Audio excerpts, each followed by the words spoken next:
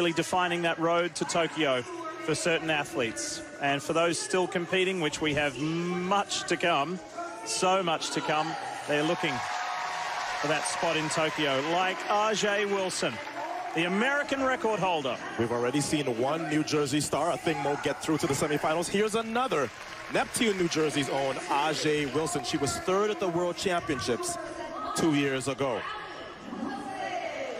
Ajee's up against namesake in Allie Wilson. Allie will start in lane 2. And here she is. And she's set a personal best every time she stepped on the track. She started the season at 2:02, is down sub-2 now, and will need to continue that trend. As we've talked about, this 800 team is going to be very difficult to make. Michaela Meyer is in lane 5. Roisin Willis in 4. Sarah Hendrick, Julia Rizk, Lauren Johnson, and Skylyn Webb. Keep an eye on also lane 8, Sabrina Sutherland. She's from Cardoza High School in Queens. That's a school that produced Delilah Muhammad and Phyllis Francis. So Ajee Wilson second from the extreme left in the pink top. Bright yellow shoes starting to come across now. How will Ajee construct this race? What's it going to look like? And you know, when you're an American, sometimes the landscape can change quickly. Ajee Wilson has been the dominant 800-meter woman in America, and then all of a sudden, here comes Raven Rogers, beats her at Worlds, and now here comes a thing Mo. So the landscape has changed for the American record holder. She's on the outside in third. And that's Allie Wilson, who has the lead, and she said she struggled a bit with nerves being here at the Olympic trials, which this is like no other event. It's not like practice, it's not like indoor, it's not like any other meet. But she doesn't look like they're troubling her now as she's in the front and looking really strong. 59.34 for that opening lap. Allie Wilson has run sub 2 minutes in the 800. So it's Wilson and Wilson, Allie and Ajee, first and second. And I think Ajee has said, okay, I think now I want to get a little closer and close the gap down the back stretch. And one thing you'll see when you watch Ajee Wilson compete, she never looks distressed. Whether she's at top speed or just below it, she always looks comfortable. You see Virginia's Michaela Meyer get into the picture now in third. Only the top 2 will qualify automatically. They've gone through 600 and 130. Roisin Willis is there in the red top. And then Lauren Johnson.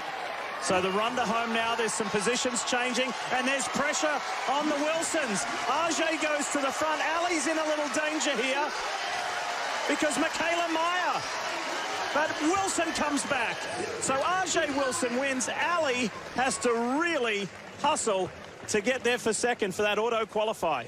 And that's experience from Ajee Wilson, who felt them coming and said, okay, let me put a little bit of separation between the 2 women behind me. She tried to really ease the pace back when she went to the front, but only the top 2 are guaranteed to be in the next round, and Ajee didn't want any trouble. And you like to see when an athlete is able to turn on the jets that late in the race. She was able to separate in the final 5 to 10 meters and looked really, really in control. So there's a look at Allie Wilson looking up, and she goes up. I see Ajee behind me, which is where I figured she would be. But she did well in the final lap. She had the lead with just over 100 meters to go. And you see Ajee Wilson saying, okay, I'm not taking any chances. I'm going to get to the front. And if anybody else wants to come and challenge me, I have to hold them off. I don't want to play any games with being outside the top 2. Now they start to push a little bit. But the top 2 are the Wilsons, Ajee and Allie. And you'll often see the athletes in the endurance events have a look up to them. When they come through the final turn, you'll see their eye line go up to the left, because at the southern end of the stadium here at Hayward Field, there's a big screen.